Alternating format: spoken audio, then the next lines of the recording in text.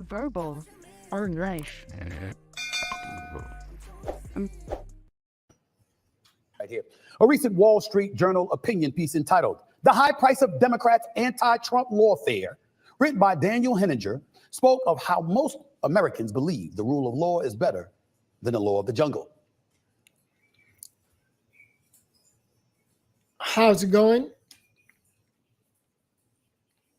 How's it going? My name is Noel, battling MS. Welcome to Verbal on Life. And here we got Stephen A. Smith, this close to endorsing Donald Trump. We all know that his handlers won't allow him to say, I'm voting for Donald Trump. But he's saying everything else. Things like, I'm not voting for Biden. In this clip, let's take a look at what he got to say. By the way, if you haven't subscribed to this channel, go ahead and subscribe so we keep bringing you guys more sweet details. All right. But how that could change. According to Henninger, the newest buzzword in politics is lawfare, or using the legal system as a weapon against a political opponent. Henninger questions how many lawsuits, court motions, and judgments against Donald Trump the Democratic Party can actually chow down on. He also ponders about the high price the American system may pay for all of this in excess. Let me tell you something. The American system is being more and more obvious that it can be weaponized against people. Like a lot of people in jail are talking about that the system got weaponized against them, and that's how they ended up in jail.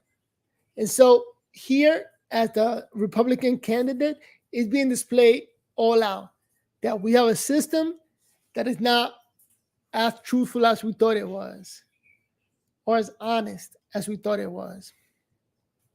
Great opinion piece. I completely agree with Daniel Henninger of the Wall Street Journal, the opinion piece that he wrote in there, because we've got to get to a point where we're saying when's enough's enough. Donald Trump made a very salient point. I know you don't hear me say that often, but it's true. He made a very salient point a couple of weeks ago, or I think it was in the immediate aftermath of Super Tuesday when he was talking about President Biden, and he was saying, come beat me. Stop trying to use the legal system in order to pull it off. Now, obviously, President Biden would say it has nothing to do with me. He's the president of the United States. He's not the prosecution in Georgia. He's not the prosecutor in New York. Okay, he has nothing to do with those things. So he may say, maybe it's true. But I find it very, very difficult to believe that everybody on the Democratic side is innocent. I mean, when you look at the inordinate amount of charges that are coming Trump's way, I mean, when is enough's enough? E. Jean Carroll awarded $83.3 million in a defamation suit against Trump. Okay. By the way, New York judge Arthur Egeron ordered Trump to pay a total of $450 million in a civil fraud. That's another strategy, trying to drain him out of his money and trying to get everybody to think that he's a criminal who belongs in jail, not as the president. So they throw in everything but the kitchen sink at this guy. And here we go, Stephen A. complaining about it. Trial over valuations of his net worth. New York State Attorney Letitia James says if the massive bond isn't posted, she'll seize Mr. Trump's New York buildings. This is according to the article in the Wall Street Journal. We know about what's happening in Georgia. Fulton County District Attorney Fannie Willis, all right, regardless of her own stuff going on with her and somebody else, Mr. Wade, who's also an attorney that she utilized to go after Trump, but that's a different subject for another day, what they've got going on here right now. She goes after 18 other defendants for violating the state's Racketeer Influenced and Corrupt Organizations Act in connection with the 2020 presidential election. She got in way over her head. She doesn't have the manpower or the skills to bring down the president. And now she's coming down.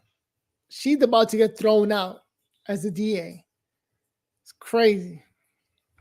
The presiding judge dismissed 6 of the 41 counts. This is all according to the article here. You got Colorado, Maine, and Illinois took various legal actions to ban Mr. Trump from the 2024 presidential ballot.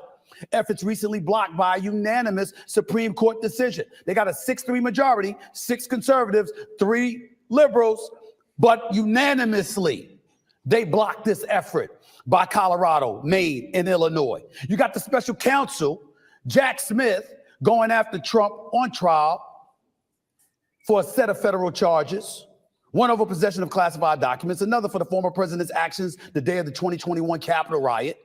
Okay, that issue. I think people like to see a fair fight. a fair political debate between the president, the current president, and the previous president, between Trump and Biden. People love to see that fairness. And the fact that they're hitting Trump so hard with all these cases. Come on now, people gotta wake up. Is still up in the air. And in the meantime, we've got a situation where a guy by the name of Robert Hur, a classified document special counsel investigating President Biden, ultimately exercised prosecutorial discretion, saying the current president isn't exonerated, but won't be prosecuted, leaving the situation involving Joe Biden to the court of public opinion. Everything should be left to the court of public opinion and not throw all these presidential candidates in jail. Ladies and gentlemen, there's so much to get into. I'm not going to do it. I'm going to simply say this. Trump is kicking the Democrats, you know what. And he will win the 2024 election. We need more people talking like this, pointing out the obvious, because they can't say it. Stephen A is never going to say, I'm voting for Trump. It just can't come out of him because that's not where he's getting paid. That's not his bag. Hopefully more and more people will say it.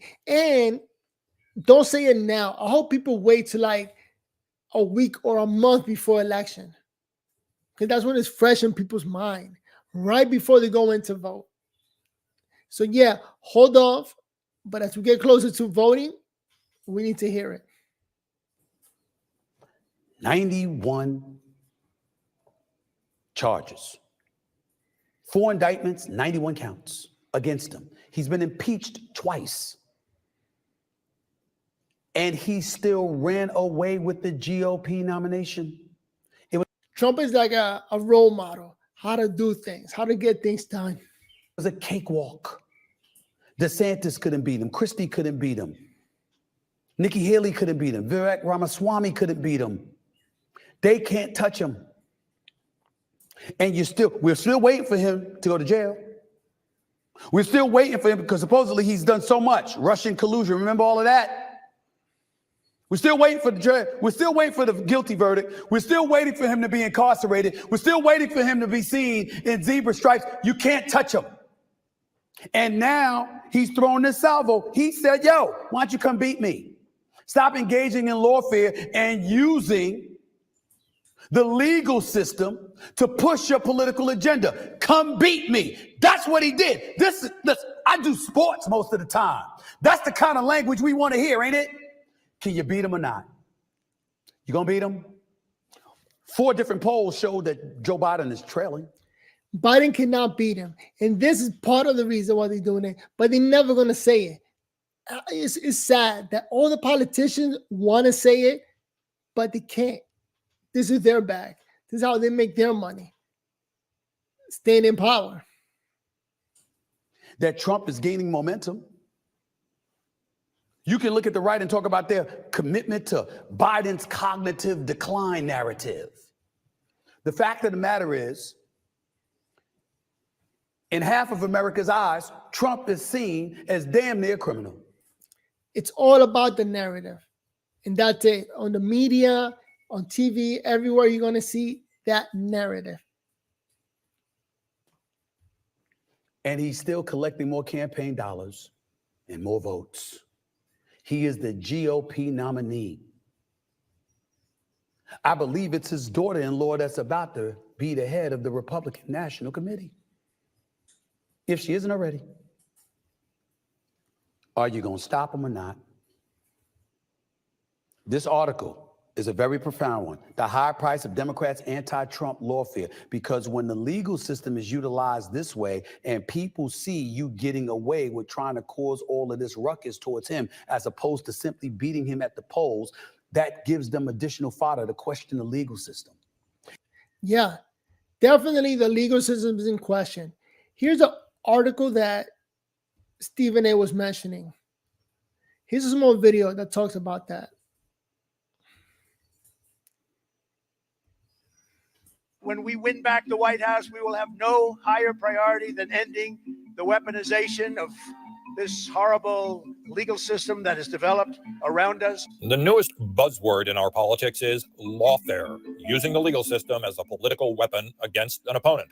It sits before us now as a spectacle of political gluttony. How many lawsuits, court motions, and judgments against Donald Trump can the Democratic Party chow down? These are Democrats that definitely hate me. Consider the groaning table. A Manhattan jury awarded author E. Jean Carroll $83.3 million in a defamation suit against Mr. Trump, who posted a bond of $91.6 million, including interest. What she really wants is to be that journalist and advice columnist that she was before he lied about her. New York Judge Arthur Engoron has ordered Mr. Trump to pay a total of $450 million in a civil fraud trial over valuations of his net worth. The state's attorney general says if the massive bond is not posted, she'll seize Mr. Trump's New York properties. Donald Trump may have authored the art of the deal, but he perfected the art of the steal. Then there's the trial brought by Manhattan DA Alvin Bragg, in which Mr. Trump is accused of disguising hush money payments during the 2016 presidential campaign to porn star Stormy Daniels. These are felony crimes in New York State, no matter who you are. The argument in defense of this really quite unprecedented legal offensive boils down to one idea. The lesson is that actually no one's above the law. No one is above the law. Everyone stands equal before the law. If Democrats had limited their legal offensive to Special Counsel Jack Smith's two federal initiatives, one over possession of classified documents, another for the former president's actions the day of the 2021 Capitol riot, conservatives would have absorbed it as politics as usual. Yeah, only two. Not 90-something, 91 charges. That's crazy. Mr. Hur, was your report fair? The law as a battleground persists. Did you reach conclusion that this man was outright innocent? That conclusion is not reflected in my report. You exonerated a conviction. I know I that did the not term exonerate him. willful That word does not appear in retention the has a... report, not responded. Mr. Hur, it's my time. One only has to look at Progressive's treatment of Biden classified document Special Counsel Robert Hur. Exercising prosecutorial discretion, Mr. Hur said the current president is not exonerated but won't be prosecuted, a decision that leaves him to the court of public opinion. That is where both of 2024's presidential candidates belong, but apparently not for Democrats. You are a Republican, though, aren't you? I am a registered Republican. Yes, sir.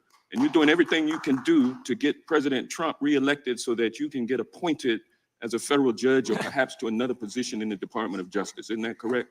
Congressman, I have no such aspirations, I can assure you, and I can tell you that partisan politics had no place whatsoever in my work. It has been some 400 years since Shakespeare wrote, "The first thing we do is let's kill all the lawyers." Since then, most people have come to believe that the rule of law is better than the law of the jungle, but that could change. I am your warrior.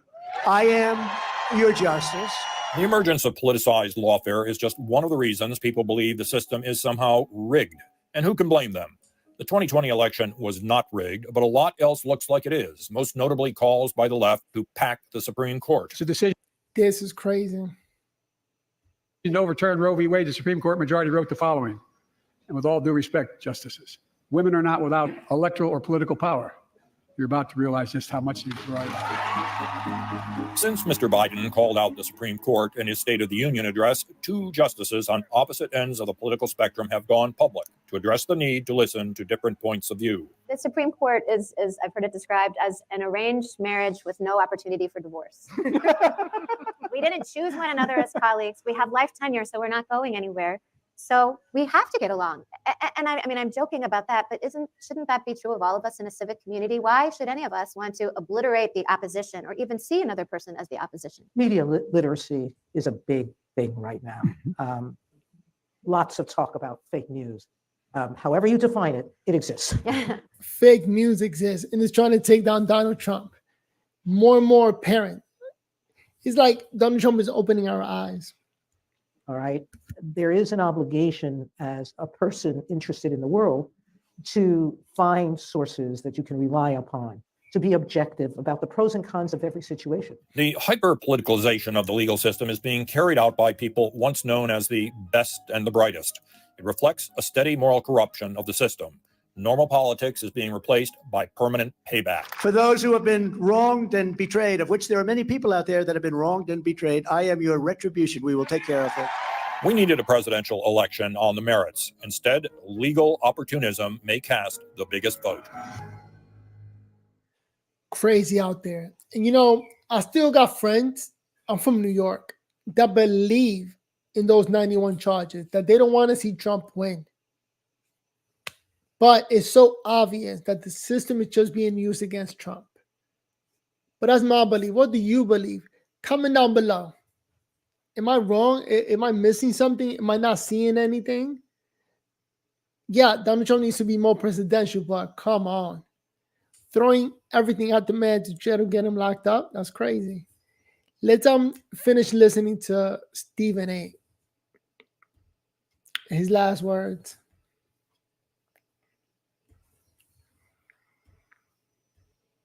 And once they do that, it gives them a significant license to be lawless and to engage in lawlessness, which will explain some of the mayhem and the nonsense we've been seeing in the streets of America that would have never been tolerated. That's another thing, that we got illegal immigrants coming and fighting police officers. One girl reportedly got killed, I think Laken Riley, and just breaking the law. Not 100% of the immigrants coming in are like these nice, safe people. We got criminals coming over the border.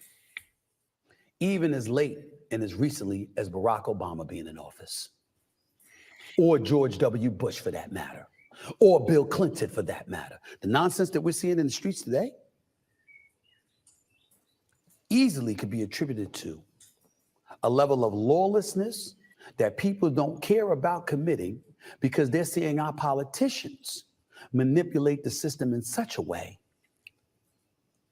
that they don't like it because it reminds them of things they've always felt about our government to begin with. Which is, by the way, what makes Trump sound like he had a lot of sense when he was comparing himself to the plight of black folks, even though we know better. Anybody black knows that ain't a problem Trump had. But he talked about being a victim. He talked about the system being rigged against him.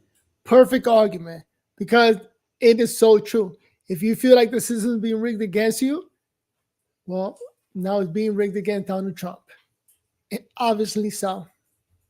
He talked about the powers that be wielding and influencing a level of power just to make him uncomfortable for their own bidding, as opposed to it being legitimate.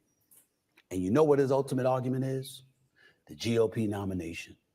Because if he is all of these things, why should he be allowed to be the GOP nominee? He's going to use that and say, I must be innocent. It's them. It's not me. And at least 74 million people, based on the numbers stemming from the 2020 election, are going to side with him.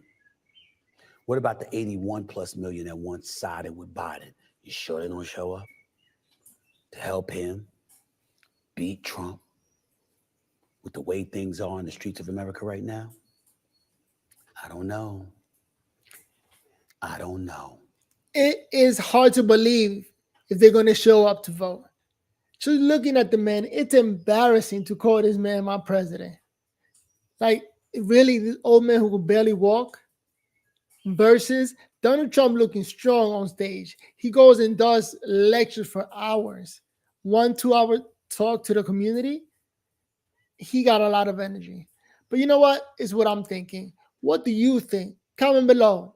Verbal on Life. My name is Noel, battling MS, trying to build this platform. So if you stuck around this far, go ahead and subscribe so you can raise this channel. All right? Verbal on Life.